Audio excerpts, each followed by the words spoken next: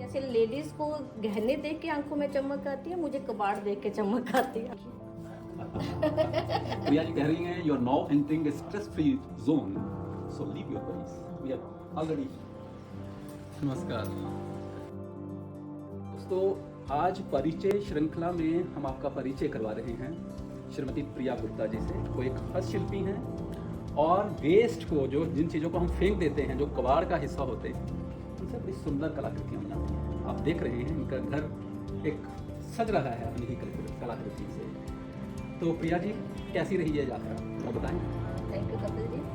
यात्रा तो बहुत अच्छी रही है, क्योंकि ये मेरी खुद की बनाई हुई है सारा कुछ। तो खुद की बनाई चीज़ों का हालांकि सरूर इससे बोलते हैं ना, वो होता है। जैसे कि ये है वेस्ट मेरी पेंट पत्थर। जब मेरे घर में कलर्स का काम था तो वाइट वॉश स्टार्ट था, तो वहाँ से मैंने ये बाहर फेंक ली, तो मैंने ये एक प्लांटर रेडी किया था, कुछ क्ले वर्क किया हुआ था। कुछ ये डॉल्स हैं, ये पुराने बॉल्स थे, उनके ऊपर मैंने थोड़ी सी कलर और करके ये क्ले वर्क करके ऐसे थोड़े से प्लांटर्स बनाए हुए हैं। हमारे दिमाग में तो कभी भी नहीं आता है कि जिनको हमने फेंक दिया है उससे कुछ बन भी सकता है। कैसे सोचते हैं आप? सर ये अपने आप मेरे दिमाग में आता है। मैं वही बता रही थी कि जैसे लेडीज़ को गहने देख के आंखों में चमक आती है, मुझे कबाड़ देख के चमक आती है आंखों में। तो खुद जैसे कि मैं बनाना कुछ स्टार्ट करती हूँ ना, तो जब बैठती हूँ ना बनाने को, कुछ का कुछ कर जाता है। कुछ ऐसा भी सोचिए कि वो तो ठीक है, आपने कह दिया कि जो वेस्ट है उसको सजाइए, उनको कुछ ट्रेनिंग दे दीजिए। सर मैं कहती हूँ मेरे पास लेके आई हूँ, मैं बताती हूँ। जैसे ये स्टोन है सर, इस स्टोन का फिर मैंने ये बहुत सुंदर बनाया आपने, कछुए का रूप। कछुए का रूप दिया हुआ है। कुछ मैंने ये मशरूम्स बनाए हुए हैं, स्टोन्स को डेकोरेट किया हुआ है। ये कड़ी पत्ता है शायद। हाँ जी, ये कड़ी पत्ता है। ये शूज़ की शॉप है हमारी, वहाँ पे थोड़ा स्टैंड था, टूट गया था, उसको मैंने वाल पे लगा के तो प्लांटर्स सारे यहीं पे एक लगी। अभी दिशा जी कह रही थी कि आपकी खूबसूरती ये है कि इतनी सारी चीजें हैं, लेकिन ऐसा नहीं लगता है कि जबरदस्ती कोई चीज रखी गई है। हर एक चीज एक नया ही एक आभा मंडल तैयार कर रही है, एक अलग ही एनवायरनमेंट तैयार कर हाँ रही जी है। सर। इतने सारे कलर्स हैं और आपकी ये सेंस कहाँ किस चीज को टिकाना है, ये भी बड़ी खूबसूरत है। ये है पीवीसी पाइप, जिसको आप परनाला बोलते हो ना। हाँ जी, हाँ ये जी। मैंने उसका प्लांटर रेडी किया ओह, वाह, है। कुछ भी नहीं है, उसको कलर करके छोटा सा पार्ट मैंने उसमें डाल दिया। बहुत बढ़िया, बहुत बढ़िया। ये है, इनको मैंने मछली बना के लगाया हुआ। ये दिए को हाँ, पुराने दिए हैं। ये भी बॉक्सेस खाली थे, इनको प्लांटर्स बनाए। ये क्रीम की डिब्बी है सर, ये हमारी क्रीम की डिब्बी है जो पुरानी फेंकते थे हम लोग, बहुत बढ़िया। उसका ये बना। अगर लोगों ने चंडीगढ़ का रॉक गार्डन देखा है तो मुझे लगता है कि आप सब लोगों ने देखा होगा। मुझे लगता है कि वो बहुत बड़ा प्रेरणा स्रोत है, और यहाँ से भी वही ऐसा ऐसा ही ही। लग रहा है क्योंकि वहाँ पे भी सब वेस्ट ही हाँ है। जी सर, जैसे देखा आपने देखा हाँ जी, होगा। हाँ जी देखा तो बहुत बढ़िया। हाँ जी, ये भी उसकी है, सर्फ की बॉटल है, उसको मैंने जूट रोप से किया। तो अपनी इस डिफरेंस सी गैलरी को क्या नाम दिया है? Colourful backyards, colourful backyard. हाँ जी, ये भी उसकी है, सर्फ की बॉटल है। कुछ और नहीं। ये आपका स्ट्रेस फ्री जोन शुरू हो गया। एग्जैक्टली, हाँ जी, ये क्लस्टर स्पीड में है। ये तेल के डिब्बे जो होते हैं, हाँ, हाँ, हाँ। उनके मैंने प्लांटर्स रेडी किए। और यहाँ प्रिया जी लिख रही हैं, if you want to listen to bird songs don't buy cage, plant trees. वाह। Welcome to our garden where dreams grow and hearts build. मैं प्रश्न नहीं करना चाहूँगा, मैं ये पूछना चाहूँगा कि इस सारे काम में आपके भीतर आत्मसम्मान का भाव कैसे बना, आपको सशक्त कैसे किया, एक नारी को सशक्त कैसे किया, और आपको कैसे चैनलाइज किया, कुछ बताएंगे इस बारे में? सर चैनलाइज का तो मैं नहीं कहूँगी, लेकिन इतना है कि तब जब मैंने स्टार्ट किया था ना, तब ये नहीं सोचा था कि मैं इसको सेल करूँ। तब तो ये मैंने ऐसे ही स्टार्ट किया था, घर में फ्री थी, बुटीक बंद थी, तो फ्री थी, तो मैंने सोचा चलो कुछ ऐसा करती हूँ। तो बस ऐसे ही करते करते जब मुझे पता चला कि हैंडीक्राफ्ट का कुछ है ऐसी जगह जहाँ पे हम लोग जुड़ सकते हैं, तो ही फिर तब पता चला कि सेल भी होती है। लेकिन मुझे सर सेल से कोई मतलब नहीं, मुझे एप्रिसिएशन की भूख, जैसे कहते हैं ना आर्टिजन्स को एप्रिसिएशन की भूख होती है, वही समझ लीजिए मुझे वही। कि आपने जो क्रिएट किया है, जो आपने इधर सौंदर्य भरा है, उसको अप्रिशिएट करने वाले, उसको समझने वाले लोग, तो आपके भीतर की उस रचनाकार को सराहें। बहुत अच्छा। तो विष्णु जी, आप कुछ पूछना चाहेंगे प्रिया जी से? सबसे पहले तो प्रिया जी आपको नमस्कार, और आपका बहुत बहुत शुक्रिया। आज आपने हमें यहाँ पर बुलाया अपने गार्डन ऑफ ड्रीम्स में, अपने स्ट्रेस फ्री जोन में।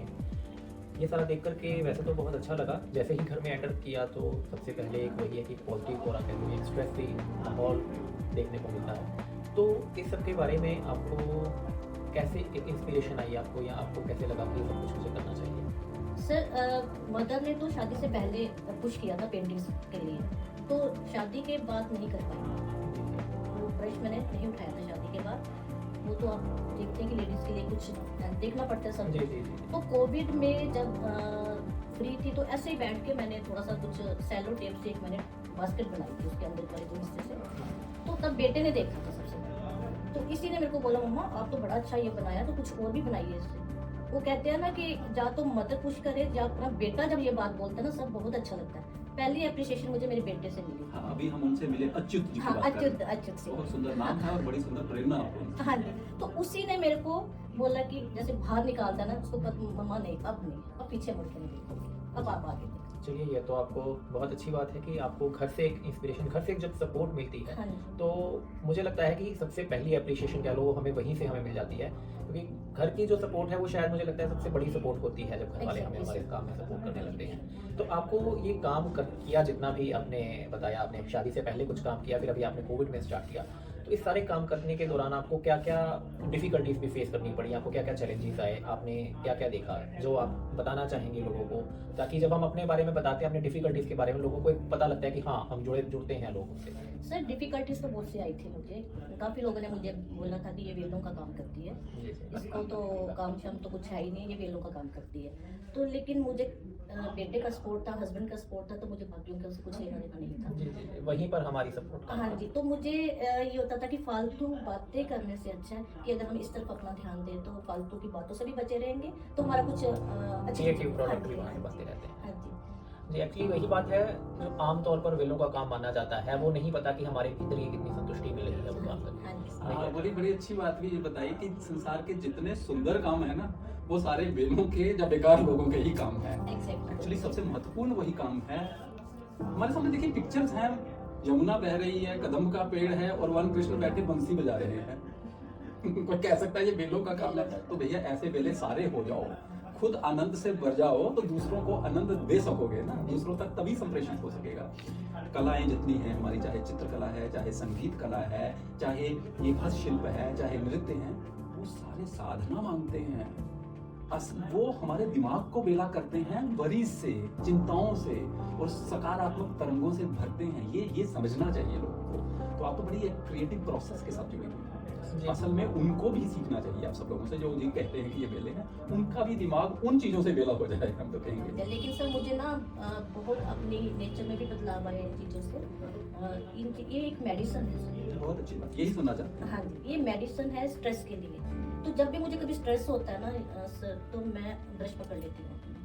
तो मदर ने एक बात सिखाई थी, जब गुस्सा हो ना तो उस चीज़ से आप पीछे हट जाओ। सर मैं उस चीज़ से पीछे हट के इस कॉर्नर में आके क्रिएटिविटी से तो वाकई सर गुस्सा अपने आप खत्म हो जाता है, तो दिमाग भी थोड़ा हल्का हो जाता है। ये एक मेडिसिन है। आप इसको मेडिसिन कह रहे हैं, लेकिन आज के टाइम में इसको एक मेडिटेशन के रूप में भी देखते हैं। हाँ जी। क्योंकि आज के टाइम में एक फाइन आर्ट्स किस तरह से हमें मेडिटेशन करने में हेल्प करती हैं, ये शायद आप वही कर रही हैं। आपने अपनी कला के माध्यम से उसको अपने आप मेडिटेशन में लेके जाती हैं, या आप अपने आप को और इंट्रोस्पेक्ट करती हैं, बेटर करने के लिए, ग्रो करने के लिए आप इसको यूज़ कर रही हैं। तो आज की इस चर्चा के लिए, हमारे साथ जुड़ने के लिए बहुत बहुत धन्यवाद।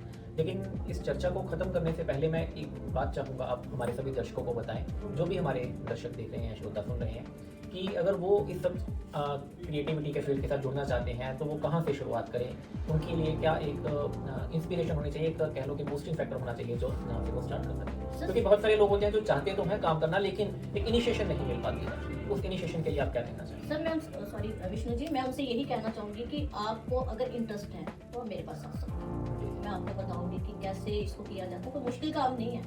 और बच्चे जो है ना, मैं सबसे पहले बच्चों से एक बात कहना चाहूँगी, क्योंकि सर लेडीज़ में टैलेंट की कमी नहीं है। जी जी, खासकर जो लेडीज़ हैं, तो मैं बच्चों से एक बात कहना चाहूँगी कि आप अपनी मदर्स के अंदर टैलेंट ढूंढें, अगर उसमें है तो बच्चे लोग अपनी मदर का टैलेंट बाहर निकालें, जैसे मेरे बेटे ने मेरा टैलेंट। तो हमें दूसरे अन्य अच्युत भी चाहिए कि प्रिया जी सामने आए। बहुत बढ़िया। बहुत अच्छा लगा आज आपके घर पर आकर। मेरे कुछ सवाल हैं, बहुत टाइम से हैं। मैं जितने भी आर्टिसन से मिलती हूँ, मेरा एक सवाल ये रहता है कि ठीक है, लाइफ की दौड़ में इंसान, ठीक है, क्रिएटिविटी एक जगह होती है, पर बाकी के वो कामों में इतना उलझ जाता है।